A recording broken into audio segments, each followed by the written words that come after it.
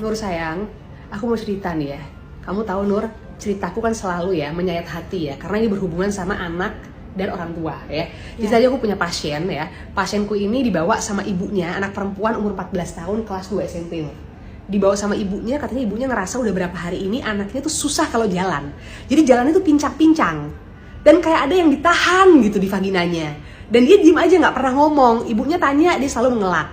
Sampai akhirnya tadi malam ibunya buka selimutnya, ternyata dia nggak pakai pakaian dalam, dan ibunya ngelihat dari mulai selangkangan luar sampai dalam, sampai vagina, sampai anus, daging benjol-benjol dengan nanah-nanah.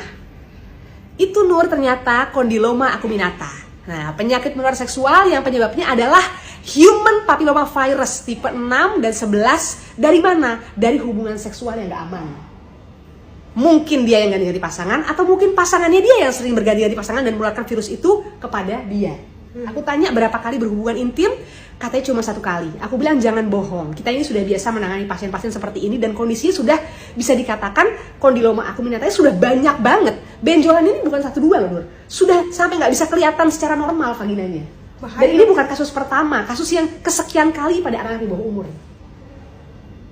Coba, ngeri ya? Ngeri banget kan kalau udah kayak gini. Ini masa depannya masih panjang orang ini, depannya nanti. Dan ibunya tuh cuma bisa nunduk, cuma bisa mukanya sedih banget. Aku nggak tega kalau ngeliat ibunya ya, karena kalau ngeliat ibu dimanapun tuh aku selalu ngeliat ibuku ya. Maksudnya orang tua tuh harapannya besar sama anak. Minimal orang tua itu merasa berhasil mendidik anak kalau bisa mendidik anak secara akhlaknya, ya kan? Atau secara akidah, ya nggak sih Nur? Karena kan ya orang tua merasa menjadi seorang ibu tuh nggak mudah Nur. Kamu seorang ibu kan? Gimana perjuanganmu dari mulai hamil sampai melahirkan? Berat nggak? Berat. Belum lagi mendidik anakmu yang perempuan kan Nur? Iya. Ya kan? Apa yang kira-kira perlu ditanamkan sama anakmu supaya anakmu itu tumbuh menjadi mental yang kuat dan bisa nahan diri? 1, untuk jaga diri. Jaga diri itu nggak mudah kan Nur? Iya. Berarti artinya dari kecil harus ada tanamkan modalnya apa? Agama, ya kan? Iya. Moral, pendidikan seks sejak dini, ilmu pengetahuan itu harus berjalan bersamaan, Iya. ya kan? Jadi nggak cuma menyekolahkan anak setinggi-tingginya, tapi tahu dulu basicnya adalah anak ini perlu fondasi. Yaitu fondasi tadi itu, moral, pendidikan seks dan agama, pastinya yang mana orang tua yang ngajarin itu, ya kan? Kita di sini nggak bermaksud untuk menggurui ya, karena orang tua dimanapun adalah luar biasa. Cuma dari kasus pasien ini bisa menunjukkan bahwa ibu ini kehilangan momen mengetahui kondisi anaknya kemana selama ini, ya. Saat saya tanya, ibu tinggal serumah sama anak ibu? Iya, berapa anak ibu? 4 orang anak. Ini anak saya yang terakhir dok, dia bilang gitu, ya. Apa ibu nggak tahu anak ini kemana? Kok bisa sampai begini? Saya bukan nggak tahu dok, setiap saya tanya dia bilang belajar sama temennya, kerubah temennya. Jadi saya percaya aja, pulang setiap hari sampai malam-malam. Setelah saya tanya lebih lanjut, kapan pertama kali beraktivitas seksual? Katanya lulus SD kelas 6, kelas 1 SMP itu masuk sudah aktivitas seksual. Ganti-ganti pacar. Dan keluhan ini bukan baru ini.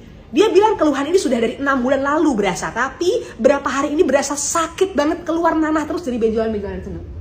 Udah banyak banget Nur, kesian banget aku.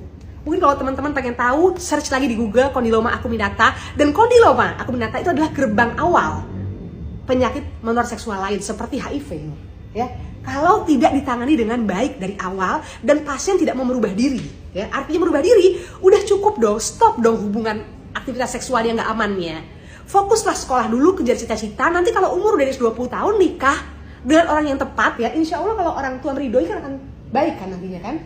Dan hindari yang namanya seks di luar nikah yang gak aman. Sekali lagi, yang aman tuh adalah nantinya insya Allah yang sehat secara agama, secara hukum, ya itu kalau udah menikah tentunya, ya kan.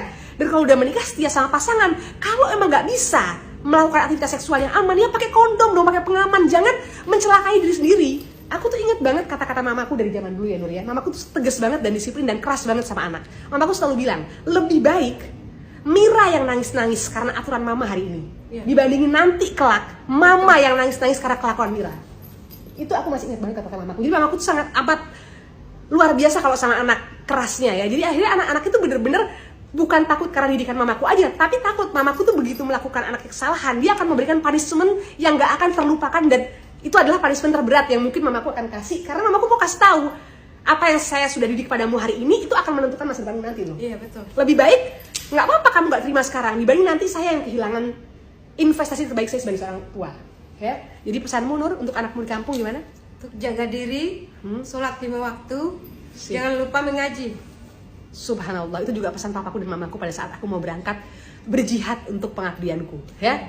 Terima kasih banyak Mbak Nur, sukses, bahagia selalu. Mudah-mudahan anakmu menjadi anak yang solehah. Amin. Untuk sebuah generasi muda, jangan lupa perbanyak edukasi dan kurang-kurangin menghakimi, ya kan? Ya. Karena sebaik-baiknya penghakiman hanya boleh datang dari Allah Subhanahu wa taala. Ya. Oke? Betul. Dr. Amira dadah, dan Mbak Nur, love you all.